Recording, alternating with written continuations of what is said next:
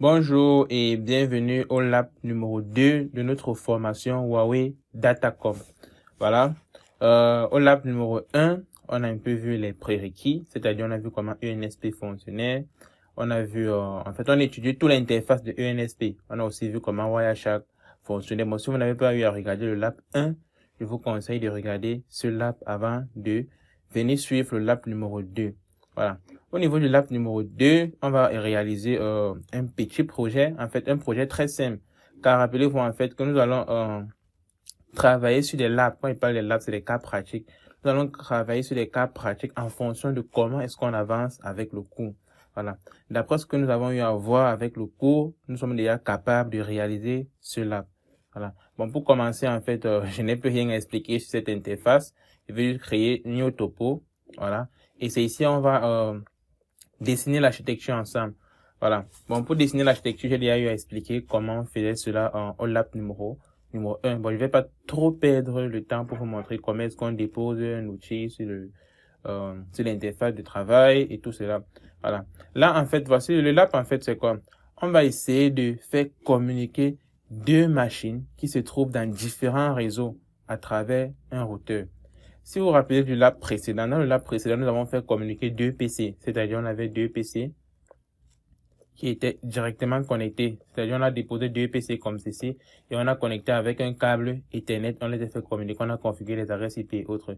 Cette fois-ci, c'est différent. Cette fois-ci, là, les deux PC communiquaient directement car les adresses IP que nous avons attribuées, nous avons configuré cela de telle sorte qu'ils sont dans le même réseau. Et si vous vous rappelez très bien tout ce que nous avons dit dans le cours jusqu'à présent, pour faire communiquer deux PC dans différents réseaux, là, on a besoin d'un équipement qu'on appelle le routeur. Voilà, là, on va essayer de mettre le routeur à ce niveau. Bon, le but de cette TP, c'est de créer un premier réseau qui contient juste un seul PC pour les tests, de créer un deuxième réseau qui contient un autre PC et de faire communiquer ce PC dans différents réseaux à travers un routeur, c'est-à-dire, on va connecter un câble à ce niveau. Voilà, vous voyez. Là, le message du PC1 va passer par le routeur et le routeur, lui, va s'agir de router le paquet. Voilà. On a parlé du routeur au chapitre 4. On a vu la table de routage. Non, on n'a pas encore vu la table de routage. Le chapitre qui va suivre, on va parler de la table de routage. Vous allez voir la structure d'une table de routage et autres. Voilà. Dans le chapitre précédent, on a juste parlé des adresses IP. On a parlé de la gateway et autres. Bon, là, c'est le but, de vous montrer comment est-ce qu'on va pratiquer tout ce qu'on a vu jusqu'à présent. Et plus tard, lorsqu'on va avancer avec le cours, on va étudier les tables de routage, on va étudier les protocoles de routage, on va voir comment configurer des routes statiques, des routes dynamiques. Et après cette partie de ce cours, on va réaliser encore un autre TP, un autre lab, où on va voir comment cela fonctionne concrètement. Voilà, bon, c'est un peu ça. Il faut très bien comprendre comment est-ce qu'on avance avec ces formations. On récupère d'abord les notions du cours, puis on vient appliquer cela. Bon, là, voilà la technologie. Je vais les connecter avec un câble. Je viens là. Ok, je prends quoi pas. Ce PC a juste un seul interface, c'est-à-dire il a juste un seul port Ethernet. Je vais choisir ce port. Le routeur, lui, il a plusieurs interfaces, c'est-à-dire il a plusieurs ports. On va juste choisir un seul port, par exemple, au hasard. Si je prends peut-être Ethernet, il n'y a pas de problème. Si je prends Giga Ethernet, il n'y a pas de problème. J'ai expliqué la dernière fois, que en fonction des types de ports, les types de ports, correspondent tout simplement à la vitesse, c'est-à-dire le débit, auquel il peut recevoir les paquets. C'est en fait ça. Vous voyez, le débit auquel il peut recevoir les paquets. Par exemple, la bande passante lorsqu'on utilise un câble Ethernet ou bien lorsqu'on utilise un port Ethernet est égal à 100 mégabits par seconde. Or, lorsqu'on utilise un port Giga Ethernet, on a une bande passante maximale de 1 gigabit par seconde. Vous voyez, c'est un peu ça. Mais là, plus que au niveau de ce TP, les paquets qu'on va simuler, sont des paquets très légers, juste des pings et autres. Voilà pourquoi, peu importe si vous choisissez Ethernet ou Giga Ethernet, il n'y a pas de différence, il n'y a pas de problème. Voilà, mais en entreprise, il faut très bien connaître quand même la différence entre les ports Ethernet et les ports Giga Ethernet. C'est tout simplement le débit auquel ils peuvent recevoir les paquets. Voilà, c'est-à-dire qu'ils ont déjà une bande passante maximale. Et maintenant, il y a ce qu'on appelle le débit. C'est-à-dire que le débit, c'est la vitesse de transfert à un instant donné. Or, la bande passante, maintenant, c'est la vitesse auquel il peut recevoir ou envoyer. Voilà, la vitesse maximale, auquel il peut envoyer et tout. Voilà pourquoi deux fois on n'utilise pas tout la bande passante, deux fois on utilise tout la bande passante. Voilà. Ce qu'on utilise à l'instant là, c'est ça qu'on appelle le débit. Ok, voilà, je vais connecter aussi là. Je prends peut-être Ethernet. Bon, bref. Là, je prends Ethernet. Bon, là, en fait, voici notre architecture qu'on va essayer de configurer. Voilà. Il faut toujours, lorsqu'on dessine une topologie, il faut toujours essayer de bien positionner ces interfaces-là. Parce que c'est en fait ça qu'on va regarder pour pouvoir configurer. Parce qu'il y a un souci à ce niveau. Certaines personnes, généralement, lorsqu'ils prennent un routeur, parce que rappelez-vous, ça c'est un routeur, si nous avons par exemple un routeur physique, cette interface-là, en fait, vous voyez, représente tout simplement les câbles. Et maintenant, sur le routeur, il y a les ports. C'est-à-dire qu'en réalité, qu'est-ce qu'on est en train de faire? On est en train de prendre un câble branché sur un port. Vous voyez. Là, par exemple, il avait plusieurs ports Ethernet. On a branché sur le port Ethernet avec le numéro d'interface 0/0/1. Et c'est très important d'avoir ceci à ce niveau. Si vous n'avez pas ceci, en fait, regardez mon curseur, vous cliquez là. Vous voyez, là, moi, lorsque j'ai cliqué, ça disparaît. Je vois s'il n'y a pas à vous cliquer, ça apparaît. Pourquoi? Parce qu'à chaque fois qu'on va configurer, il faut réellement regarder ceci pour se rassurer que nous sommes en train de configurer une adresse IP sur le bon interface. Il faudrait pas aller configurer une adresse IP et vous êtes en train de configurer l'adresse IP sur une interface sur laquelle vous n'avez pas branché le câble. Là, vous allez voir vos configurations ne vont pas fonctionner. Voilà. Là, je vais essayer de définir les deux réseaux en question. Voilà, on va dire nous avons un réseau 192.168.2.0 1/24. Voilà. Là, voici un réseau à ce niveau. Maintenant là, je vais définir notre réseau à ce niveau 192.168.3.0/24. Voilà. Généralement, avec le network planning, c'est-à-dire que lorsqu'on veut planifier nos adresses IP, il faut toujours essayer de trouver une convention. Par exemple, ce sous-réseau, en fait, j'ai utilisé le point 2 à ce niveau. Ceci, j'utilise tout simplement le point 3. Vous voyez, en fait, qu'ils sont tous des /24. Mais là, j'ai juste mis la différence à ce niveau. Dans un réseau, il y a d'autres réseaux, en fait, où on va vous dire comment est-ce que vous devez configurer. Genre, on vous donne tous les adresses IP. Votre rôle, c'est configurer. Or, il y a d'autres réseaux, vous allez arriver, c'est vous qui devez planifier, en fait, les adresses IP de vous-même. Et là, voici une bonne façon de le faire. Voilà. Là, c'est l'adresse de ce réseau. Bon, là, je vais essayer de prendre ceci pour un peu dessiner, là, pour que vous voyez. Là, j'ai un réseau. Voilà. Et là, maintenant, on va changer peut-être de couleur. On met peut-être un truc jaune, c'est pas trop. Déplace ça de côté. Et là, nous avons un autre réseau. Là, voici nos deux réseaux. Voilà. Maintenant, là, en fait, nous avons l'adresse nous avons le réseau, nous avons ce réseau et nous avons ce réseau. Prochaine chose à faire maintenant, c'est de voir quelles sont les adresses IP des interfaces. Voilà. Rappelez-vous qu'au niveau des PC, en fait, on va directement configurer l'adresse IP du PC, c'est-à-dire l'adresse IP de l'ordinateur. L'adresse IP qui va nous permettre de l'identifier, en fait. On va configurer l'adresse IP du PC, c'est-à-dire l'adresse IP qui va nous permettre de l'identifier dans son réseau. Pareil pour ce PC, on va lui configurer une adresse IP qui va lui permettre de l'identifier dans son réseau. Pareil pour le PC2, on va lui donner une adresse IP qui va permettre à identifier ce PC dans son réseau. Maintenant, en ce qui concerne le routeur, rappelez-vous, on va configurer les adresses IP des interfaces de ce routeur, exactement. Et maintenant, qu'est-ce qui se passe? C'est vraiment très simple. Pour ce PC, rappelez-vous, à ce niveau, en fait, ce niveau-ci là, en fait, correspond à la passerelle de ce PC. C'est-à-dire que pour qu'il envoie un paquet qui sort du réseau, il doit envoyer à sa passerelle. Et généralement, l'adresse de la passerelle, en fait, correspond à une adresse IP qui se trouve dans ce réseau, en fait. Voilà. Par exemple, là, j'ai la 192.168.2. Vous voyez. Voilà. Cette interface-là peut avoir, par exemple, une adresse comme, on peut l'attribuer un truc comme 192.168.2.1, par exemple. Vous voyez. Et là, ce PC, on peut peut-être l'attribuer un truc comme 192.168.2.2, disons. Exactement ce qui se passe. Voilà. Là, de ce côté, on va l'attribuer plutôt la 192.168.3.1 peut-être. Et c'est cela 192.168.3.2. Maintenant, je vais vous montrer une autre convention de nommer ces adresses-là. Par exemple, si vous avez vu, là, on appelle cela routeur 1. Ce 1, c'est en fait, on peut utiliser ça comme le dernier octet, en fait, voilà, pour son interface. Vous voyez, ça c'est aussi une convention qu'on utilise souvent. C'est-à-dire, par exemple, l'adresse IP de cette interface, en fait, devient la 192.168.2.1.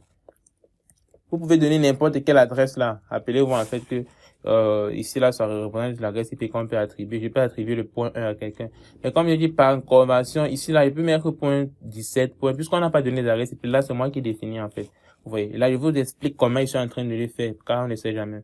Voilà. Mais en réalité, la plupart des temps, vos TP de l'école et tout, on va toujours vous donner les adresses IP. Votre rôle, c'est juste de configurer.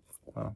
Bon, à ce niveau, moi, je mets point 1, c'est une convention. Et la plupart des temps, lorsque les enseignants vont en fait réaliser les TP, c'est cette même convention qu'ils vont utiliser. Vous voyez, là, j'ai dit point 1 parce que c'est routeur 1. Si c'était routeur 2, j'allais plutôt utiliser un point 2 là. Peu importe, puisque je sais déjà en fait que ce dernier octet, si je peux mettre n'importe quoi. Je dois juste rester dans la plage. Parce que rappelez-vous, les adresses IP /24, on a jusqu'à 254 adresses. 254. Puis on a 254 qu'on peut assigner au PC ou bien aux interfaces dans un réseau. Là, j'ai donné ceci. Et puisque pour ce réseau, le point 1 est déjà pris pour cette interface, forcément pour ce PC, je suis obligé de prendre peut-être le point 2 ou bien le point 3, ça dépend de moi.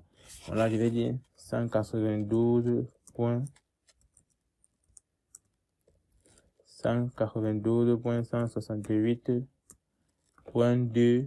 Je prends peut-être le point 2, oui. Voilà, car le point 1 était déjà pris là en haut.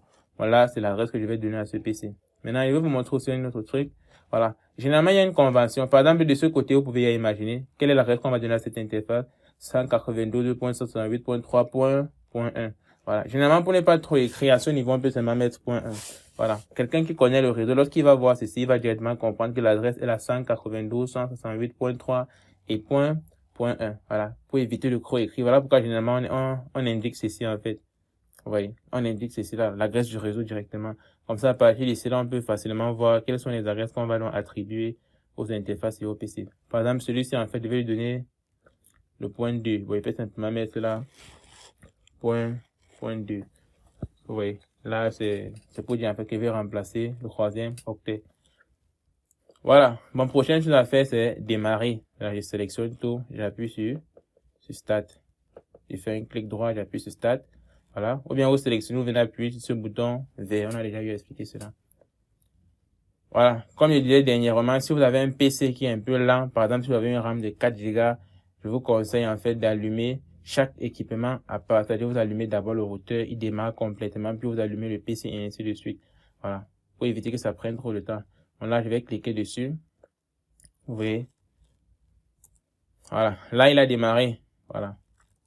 Rappelez-vous au chapitre, je pense que le chapitre 3, c'est le VRP, j'ai expliqué ceci. La première vue où on atterrit lorsqu'on démarre un équipement, c'est la vue utilisateur. Et pour commencer les configurations, qu'est-ce qu'on va faire? On va se rendre à la vue système. Et aussi au niveau du lab 1, j'ai montré comment est-ce qu'on mettait le terminal transparent et j'ai expliqué l'utilité en fait. Voilà. Tout simplement parce que j'ai envie de regarder mes configurations. Voilà. Donc là, je vais essayer de zoomer. Voilà. Faut mieux voir. OK. Première chose à faire, c'est d'aller au niveau de la vue système. Pour aller à la vue système, la commande, c'est system view. Et dit, en fait, il faut toujours avoir l'habitude d'utiliser le tab qui est sur votre clavier. Voilà, pour l'autocomplétion. Par exemple, là, si je mets 6, il n'y a plus de tab, il va m'aider à compléter system view. Voilà. Ça aide beaucoup, en fait, pour les administrateurs réseau, pour éviter les fautes d'orthographe au niveau des commandes. C'est-à-dire que vous connaissez le nom en tête. Maintenant, l'orthographe, si vous ne maîtrisez pas, vous utilisez le system view. Voilà. Et au niveau du chapitre VRP, on a vu plus d'autres techniques, utiliser les points d'interrogation pour connaître ce qui suit, utiliser tout ceci en fait. Bref. Prochaine chose à faire maintenant, c'est, je vais nettoyer après ceci. C'est changer ce nom, puisque par défaut, en fait, là, vous allez toujours voir Huawei. Voilà, moi, je vais appeler cela routeur, je vais appeler cela R1. Moi, je vais dire sysname. Vous voyez, j'appuie tapis complet, je donne le nom du routeur. Voilà, si à ce niveau, je ne connais pas ce qui suit, je peux juste mettre au point d'interrogation. Vous voyez là, il dit text hostname. Il vous dit en fait que c'est le nom de l'autre en fait que vous voulez configurer. Dans mon cas, c'est le routeur. Vous voyez, là, il vous donne en fait aussi le nombre de caractères que vous pouvez utiliser. C'est-à-dire, je ne peux pas donner un nom qui dépasse 246 caractères. Sinon, il va refuser cela. Très important. Et vous voyez en fait que le caractère minimum qu'on peut donner là, c'est 1. Voilà, très simple. Je vais donner un nom, par exemple, R1. Super. Là, c'est la première configuration que je viens de faire. Donner le nom. Prochaine chose à faire, qu'est-ce qu'on va essayer de faire? Je viens là. Maintenant, la prochaine chose à faire, c'est de configurer l'adresse IP de cette interface de gauche. Et puis, on va configurer l'adresse IP de l'interface de droite. Pour le faire, vraiment, c'est très simple. Voilà. Bon, je reviens d'abord là. Le principe est très simple. Lorsque je démarre mon routeur, c'est-à-dire que si je clique là, cette vue-ci en fait, cette vue à ce niveau, c'est là nous sommes sur le routeur. Maintenant, pour configurer l'adresse IP d'une interface, puisque le routeur a plusieurs interfaces, ça montre tout simplement que pour configurer l'adresse IP d'une interface, je dois d'abord me rendre vers l'interface en question, puis configurer l'adresse IP. On a parlé de ça au cours précédent. Voilà. C'est-à-dire que par exemple, dans mon cas, je vais nettoyer. Dans mon cas, par exemple, je veux configurer l'adresse IP 192.68.2.1 qui est sur l'interface Ethernet 000. Vous voyez, je dois d'abord me rendre sur l'interface Ethernet 00, puis je configure cette adresse IP. Et après, je vais quitter de cette interface, venir maintenant sur l'interface 001 et configurer maintenant l'adresse IP. Très simple. Pour le faire, rappelez-vous, première chose, la commande pour aller sur une interface, le mot-clé c'est interface. Vous voyez, je peux juste écrire int, moi je tape et il me complète. Interface, maintenant vous donnez le nom en fait, qui est Ethernet. Vous voyez, je mets seulement aide là, je tape, il va compléter pour moi. Voilà, vous voyez, complète. Si je veux, je continue à écrire Ethernet, il complète. Le numéro de l'interface qui était le 0/0/0. Voilà, vous voyez, un peu très simple. Voilà, au fur et à mesure qu'on va pratiquer, je vais vous montrer des raccourcis, puisque tout ce que je viens d'écrire là, c'est en fait très long. Il y a des raccourcis vraiment pour arriver à ce niveau, mais c'est un peu au fur et à mesure. Maintenant, pour configurer l'adresse IP, rappelez-vous, c'était IP adresse. Voilà, adresse en anglais, c'est 2D. Vous voyez, c'est un truc que si vous ne connaissez pas, après avoir mis A, vous pouvez appuyer, taper complète pour vous. Voilà. IP adresse, maintenant, ce qui suit, c'est l'adresse IP. Dans notre cas, là, 192.168.2.1. Rappelez-vous, ce qui suit, en fait, c'était le masque. Le masque, ou bien, la taille du masque. Nous, on va mettre la taille du masque qui est 1.24. On appuie sur Tab, Enter. La configuration est OK. Là, il y a un message qui apparaît là pour dire qu'on a configuré avec succès. Là, je vais un peu réduire encore pour mieux voir. Voilà. Maintenant, il y a une commande que vous allez, je vais nettoyer le terminal. Il y a une commande que vous allez toujours et toujours utiliser. Je dis bien toujours et toujours utiliser. Quelle est cette commande? La commande, c'est display gis. Au lab 2, on a parlé de cette commande. Bon, là, j'ai abrégé, mais le mot même c'est display comme ceci. Vous faites gis. Mais sinon, vous pouvez abréger cela. Là, on a parlé de ceci au chapitre 3, en fait, lorsqu'on parlait de VRP. Vous voyez, cette commande permet d'afficher les configurations au niveau d'une interface. Par exemple, ici sur l'interface Ethernet 00, c'est-à-dire qu'il va afficher uniquement ce qu'on a configuré cette interface. Vous voyez, voilà. Plus tard, on va voir maintenant des commandes qui nous permettent de vérifier les configurations de façon générale sur l'équipement. Mais display 10, c'est pour vérifier au niveau d'une seule interface. Là, je vérifie sur l'interface. Vous voyez là, il nous montre la récipe qu'on vient de configurer. C'est pour dire que vous allez toujours utiliser cette commande pour se rassurer que lorsque vous avez configuré la récipe, cela a fonctionné parfaitement. Là, je suis maintenant sur. Prochaine chose à faire maintenant, c'est de quitter. Vous utilisez la commande quitte. Voilà. Ou bien vous pouvez tout simplement faire Q et il va quitter le raccourci en fait. Voilà. Là, je vais nettoyer. Prochaine chose à faire, je pars maintenant sur l'interface de droite qui était Ethernet 001. Maintenant, le raccourci, en fait, c'est tout simplement in pour vous dire interface. Maintenant, Ethernet, vous pouvez seulement mettre E, puis vous mettez le numéro du port. Hop, vous voyez, c'est exactement ça. Il part tranquillement. Maintenant, configurer l'adresse IP, vous pouvez seulement mettre IP add. Vous n'êtes pas obligé d'écrire adresse. Pourquoi est-ce qu'il va accepter add? Tout simplement parce que si je fais add, vous voyez, je mets point d'interrogation. Il n'y a rien d'autre qui peut suivre add à part adresse. Voilà pourquoi lorsqu'on met uniquement add, il considère directement que c'est adresse. Vous voyez. Mais sinon, disons par exemple qu'il y avait une liste en fait de plusieurs choses qui commencent par add. C'est-à-dire on avait par exemple un truc qui a addo avec O ici là. Et là on met add uniquement. Là ça ne fonctionne plus. Parce qu'il ne connaît pas quelle est la commande que tu veux utiliser.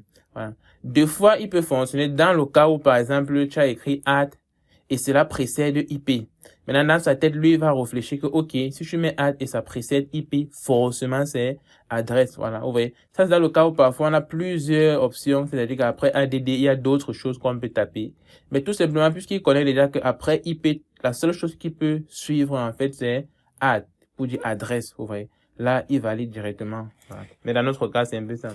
IP add, on donne le nom de l'adresse, on donne l'adresse IP, 192.168.3. C'était la point 1. Vous voyez, là, je suis en train de regarder à travers le terminal. Vous voyez maintenant l'avantage de mettre le terminal transparent. Et vous voyez aussi l'avantage d'étiqueter votre architecture. Comme ceci. Vous voyez là, puisque si je ne l'avais pas étiqueté, c'est difficile pour moi, en fait, de voir à chaque fois et tout. Bon, tout ceci, c'est pour gagner un temps. Puis le masque 24. Voilà, là, avec succès. Mais toujours faire son display disk. Maintenant, pour display, vous voyez comment là, il peut justement abréger disk. Vous voyez.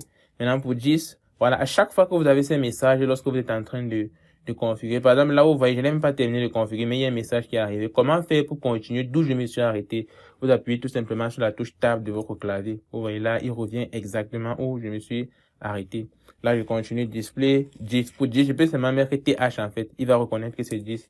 Et vous voyez là, il affiche l'adresse IP. Cool. Je pense que là, c'est bon. Là, c'est bon. Vous voyez là, on a terminé avec la configuration des adresses IP de ces deux interfaces. Passons maintenant sur le PC. On va commencer avec PC1. Là, ici, je ne vais pas perdre le temps. Au lab 1, on a vu comment faire cela. Je vais donner le nom PC1. Ça, c'est son adresse MAC, son adresse IP. Voilà. Rappelez-vous que là, nous sommes en train de faire une configuration statique. Plus tard dans le cours, on va maintenant voir comment utiliser un serveur DHCP. Le rôle du serveur DHCP, en fait, c'est d'attribuer les adresses IP de façon automatique au PC dans un réseau. Disons, par exemple, j'active cette option. Vous allez voir là, il ne me permet plus d'entrer un truc. Pourquoi? Parce que lorsqu'on active, c'est tout simplement pour dire, en fait, que c'est un autre outil dans le réseau qu'on appelle serveur DHCP qui va l'attribuer l'adresse IP de façon automatique. Maintenant, on va le faire de façon statique. Voilà. Bon, la formation est vraiment très longue. On va avancer au fur et à mesure. Vous allez étudier les concepts. Bon, là, l'adresse IP de ce PC était la 192.168.2.2.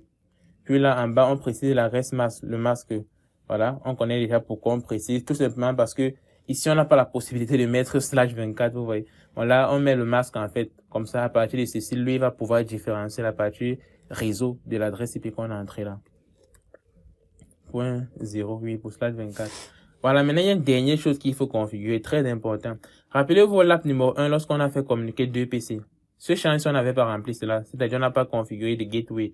C'est très simple parce que la connexion était directe. Mais cette fois-ci, le paquet doit passer par un routeur et c'est le routeur qui est chargé d'envoyer cela à une autre personne. Et rappelez-vous, pour faire sortir le paquet d'un réseau, il doit passer par la gateway. On doit donc indiquer dans l'adresse de la gateway à ce niveau. Rappelez-vous lorsqu'on faisait ICMP redirect. Je vous ai fait comprendre que lorsqu'un PC communique, il envoie le message à sa gateway. Et sa gateway doit être dans le même réseau que lui en fait. Voilà. Parce que l'adresse de la gateway, vous voyez là, c'est la 192.168.2. Vous voyez, ces trois premiers octets, c'est là, c'est pour le /24 qui est pour le réseau. Et lui, c'est pareil. Il a aussi ces trois premiers octets /24. Bon, ils sont dans le même réseau. Bon là, je vais mettre l'adresse de la gateway qui est la 192.168.2.1. Super. Après cela, on va cliquer sur Apply. Cool. Là, on va faire pareil sur le PC2. On a du recul. On peut pas mettre on peut pas mettre la fenêtre et les PC transparents. Voilà pourquoi on est obligé de reculer. Voilà. PC2. Son adresse IP était la 192.168.3.2. Voilà. On met le masque. 255, 0. Oh, là, j'ai mis 9, 0. Super. La gateway, voilà. La gateway ici, dans notre cas, bon, je vais bien regarder. C'était quoi? Ok. C'était la 192.168.3.1. Super. Il faut toujours bien regarder si vous avez bien écrit, parce que si un truc est mal écrit, là, cela ne va plus passer. Et dans ce cas, vous allez devoir débugger, en fait. Là, je clique sur Apply. Super, super, super. Là, on va essayer maintenant de tester pour voir s'il communique. Je vais venir sur PC 1. Voilà. Je vais envoyer un paquet à PC2. Bon, je vais faire la pink.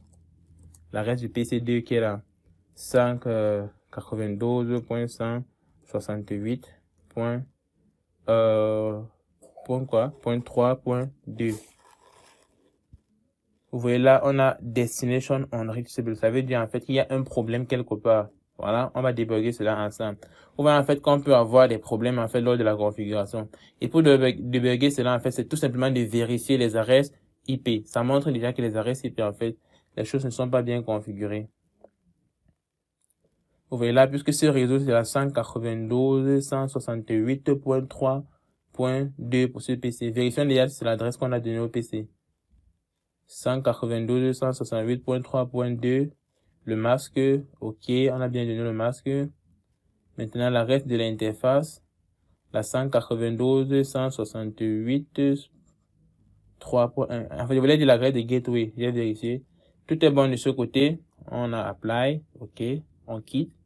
On vient sur PC1. On vérifie aussi les configurations. 192.168.2.2 qui est l'adresse du PC. Son masque, c'est bon. Pour sa gateway, 192.168.2.1. Là, c'est aussi bon. On a apply. OK. Voilà, ça montre tout simplement qu'on doit venir maintenant au niveau du routeur vérifier encore pour chaque interface. Par exemple, là, Ethernet 001. On va faire un display 10. Vous voyez, il fait display 10 sur l'interface en fait. Regardez très bien où je suis. Voilà. Là, on vérifie 192.168.3.1. Exactement, j'ai bien configuré.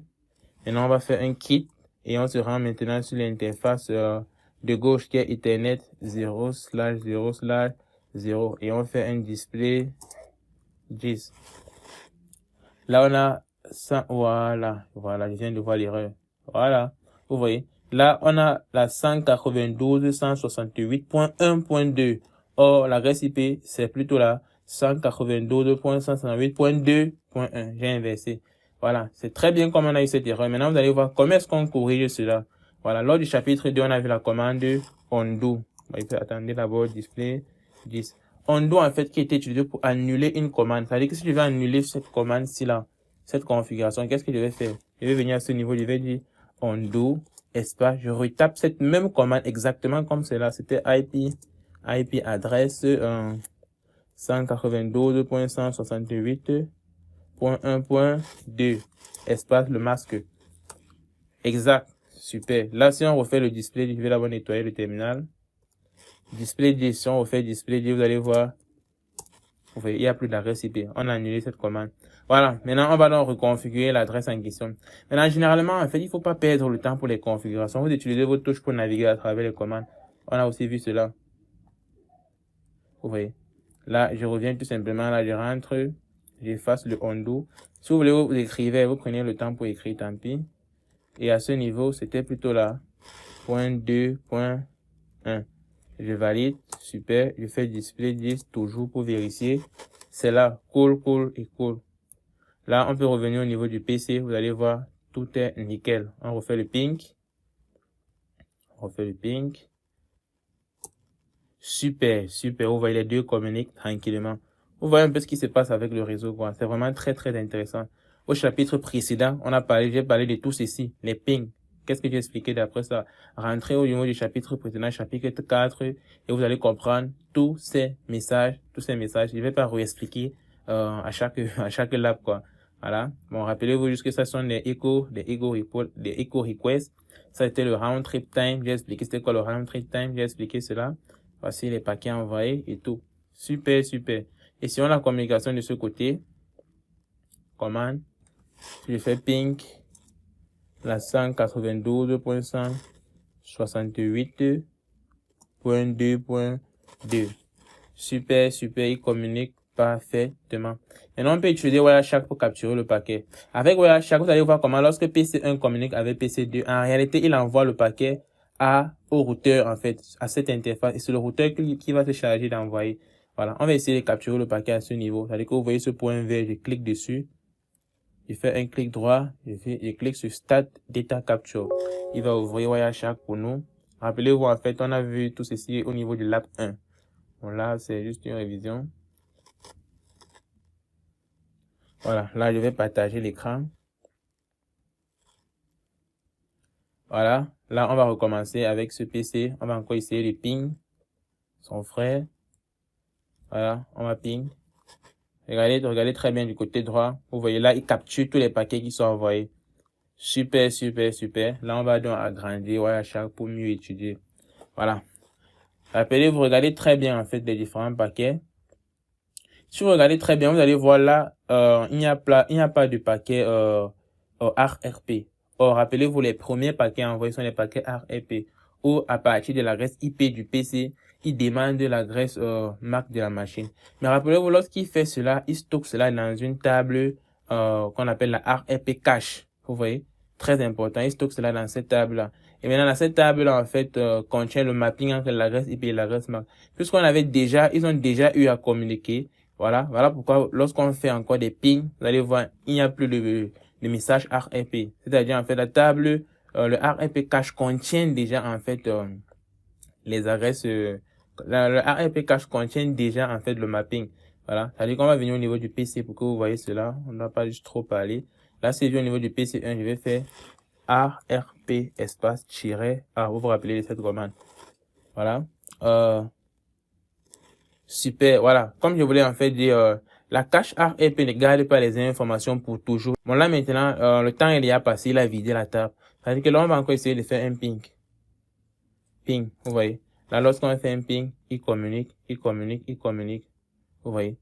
Et là, si on part regarder encore sur Wireshark, vous allez voir les messages REP. Mais avant cela, refaisons encore la commande REP-A. Vous allez voir là le mapping. Exactement, vous voyez. Voilà. Vous voyez. Là, voici l'adresse IP. Voici l'adresse MAC. Maintenant, essayons de regarder l'adresse IP correspond à quelle adresse IP. Vous allez voir là 192.168.2.1 qui correspond à l'adresse IP 2. Regardez très bien. Qui correspond à l'adresse IP de la gateway. Vous voyez en fait que c'est l'adresse MAC de la gateway qui récupère, pas pour la destination. Il faut très bien comprendre cela parce que en réalité, il n'envoie pas directement à ce PC, mais il envoie à sa gateway et c'est sa gateway qui est chargée de renvoyer le paquet à PC2. Vous voyez en fait que l'adresse IP qu'il a mappé avec l'adresse MAC, vous voyez cette adresse MAC là, c'est pas pour le PC, c'est pas pour le PC2. Voilà. Voilà les questions qu'on peut poser en fait. Maintenant là, qu'est-ce qu'on va faire? Voilà, revenons sur Wireshark, revenons sur Wireshark, voilà ça. Ok, vous voyez, pour cette communication, est-ce que vous voyez RLP là? Exactement, vous voyez. Or, lorsqu'on en a refait, il n'a pas fait RLP parce qu'il y avait encore des informations dans la table. Voilà, c'est un peu ça. Maintenant, si vous regardez au niveau des pings, vous allez voir là les echo requests et les echo reply, ainsi de suite. Bon, on a parlé de tout ceci. Voilà, bon, c'était tout pour ce lab, voilà. Mais avant de quitter, avant de terminer le tutoriel, il y a une dernière chose qu'on doit faire. On doit sauvegarder nos configurations. Au niveau des PC, c'était très simple. Là, lorsqu'on cliquait sur Apply, directement, il enregistre. C'est-à-dire, si je termine le PC, je rallume, toutes ces configurations sont là. Mais au niveau du routeur, c'est différent. Au niveau du routeur, pour le faire, je reclique, voilà. Vous allez d'abord remarquer un truc.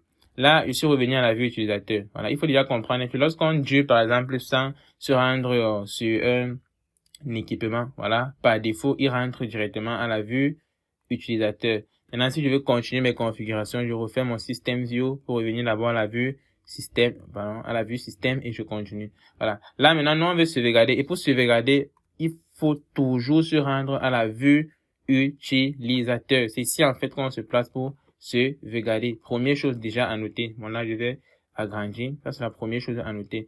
Maintenant, la commande pour sauvegarder, on fait tout simplement save. Comme ceci. Voilà, là je fais yes, ok. Et là vous allez voir ce message. Je vais un peu réduire. Voilà, vous allez voir ce message. Configuration successfully. C'est-à-dire save the configuration successfully. Le message commence là. Vous voyez, c'est-à-dire que tout est bien en fait. Maintenant pour vérifier cela, rappelez-vous au chapitre 3, toujours. On a étudié un peu quelques commandes d'administration, gestion des fichiers autres. G, c'était pour afficher les fichiers qui sont les fichiers et les dossiers qui se trouvent au niveau d'un répertoire. Là, par exemple, lorsque je clique, vous allez voir, si je réduis là, vous allez voir ceci là, vrpcfg.zip. Vous voyez là, c'est le fichier qui contient, en fait, nos configurations. C'est-à-dire, si je supprime ce fichier, en fait, je vais supprimer toutes les configurations que je venais de faire. Vous voyez. Et si vous n'enregistrez pas votre travail, ça fait en sorte que vous n'avez pas sauvegardé vos configurations dans ce fichier. C'est un peu comme si vous travaillez dans un fichier Word, par exemple, et puis vous fermez sans sauvegarder. Là, vous avez tout perdu, quoi. C'est pareil. Là, on sauvegarde d'abord. Voilà. C'est bon. Maintenant, là, je peux fermer le terminal. Je vais éteindre mes PC. Voilà. Vous sélectionnez tout, vous cliquez sur Stop. Ou bien, si vous voulez vous arrêter chaque équipement à part.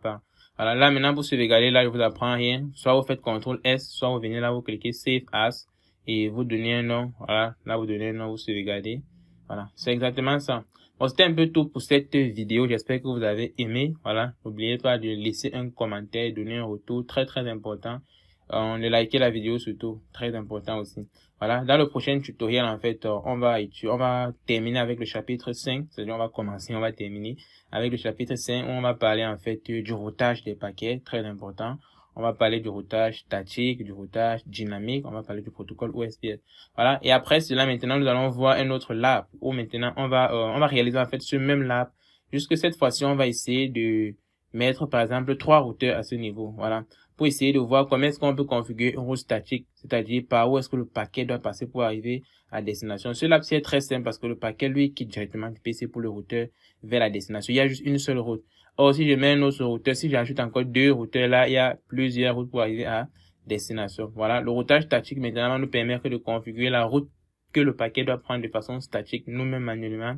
Et de façon dynamique, c'est à l'aide d'un protocole qui choisit la route de façon automatique. Bon, on va voir cela dans les chapitres à venir et les labs à venir. Voilà, on se dit à très bientôt pour une nouvelle vidéo. Ciao.